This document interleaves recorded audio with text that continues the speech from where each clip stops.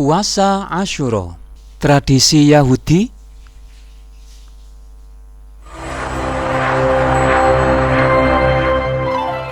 Muharram merupakan permulaan tahun dalam kalender Islam yang menandai pergantian tahun Hijriah.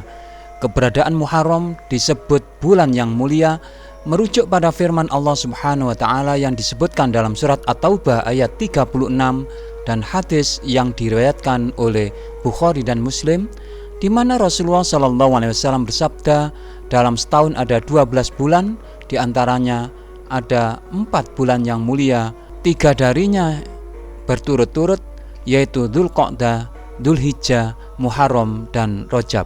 Asal muasal puasa Asyura. Menelisik lebih jauh terhadap bulan Muharram, paling tidak terdapat 2 momentum yang seringkali mendapat perhatian penting oleh umat Islam, yaitu peringatan tahun baru Hijriah tanggal 1 Muharram dan hari Asyura pada tanggal 10 Muharram.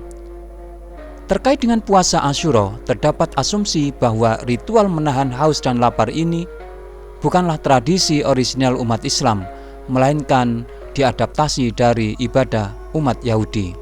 Betulkah puasa Asyura diadaptasi dari praktek Yahudi? Menurut Imam Al-Qurtubi yang dikutip oleh Imam Ibnu Hajar, menjelaskan bahwa tradisi puasa hari Asyura orang-orang Quraisy diwarisi dari ajaran Nabi Ibrahim yang masih bertahan seperti halnya haji. Bahkan di dalam hadis Aisyah yang lain disebutkan salah satu sebab spesifiknya bahwa 10 Muharram itu adalah hari ditutupinya Ka'bah. Dari Aisyah radhiyallahu anha berkata bahwa orang-orang melaksanakan saum hari ke-10 bulan Muharram atau Asyura sebelum diwajibkan saum Ramadan. Hari itu adalah ketika Ka'bah ditutup dengan kain atau kiswah. Ketika Allah Subhanahu wa taala telah mewajibkan saum Ramadan, Rasulullah SAW bersabda, barang siapa yang mau saum hari Asyura laksanakanlah, dan siapa yang tidak mau tinggalkanlah. Hadis diriwayatkan oleh Imam Bukhari. Nabi SAW turut melaksanakan puasa pada hari Asyura tersebut tentu saja dengan izin dari Allah, bukan ikut-ikutan agama lain.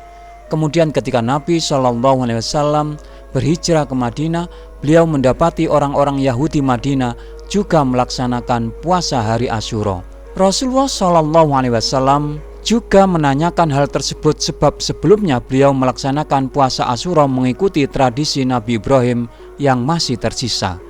Ternyata keterangan dari orang-orang Yahudi Madinah memberikan alasan lain bahwa hari Asyura juga terjadi peristiwa diselamatkannya Nabi Musa dari bala tentara Fir'aun. Sebagai penutup risalah para nabi dan rasul, Nabi Muhammad SAW merasa lebih berhak melaksanakan puasa tersebut sehingga ia menegaskan kembali sunnahnya puasa Asyura.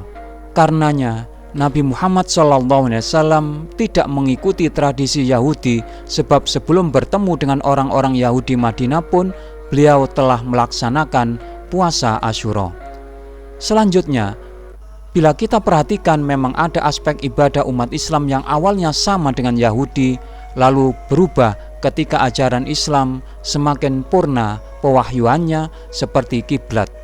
Awalnya kiblat umat Islam adalah Baitul Maqdis, lalu berubah menjadi Ka'bah. Puasa Asyura masuk dalam kategori ini. Awalnya Nabi SAW berpuasa pada hari yang sama dengan Yahudi Madinah, tetapi selanjutnya beliau memberikan perbedaan, yaitu dengan anjuran puasa Tasu'ah, yakni tanggal 9 Muharram, 1 hari sebelum 10 Muharram. Hadis tentang anjuran puasa di tanggal 9 Muharram atau Tasu'ah terdapat dalam hadis Ibnu Abbas yang lainnya. Abdullah bin Abbas radhiyallahu anhu berkata, saat Rasulullah SAW berpuasa pada hari Asyura dan juga memerintahkan para sahabatnya untuk berpuasa, para sahabat berkata, wahai Rasulullah, itu adalah hari yang sangat diagungkan oleh kaum Yahudi dan Nasrani. Maka Rasulullah SAW bersabda, pada tahun depan insya Allah kita akan berpuasa pada hari ke-9 Muharram. Tahun depan itu pun tak kunjung tiba hingga Rasulullah SAW wafat. Hadis diriwayatkan oleh Imam Muslim.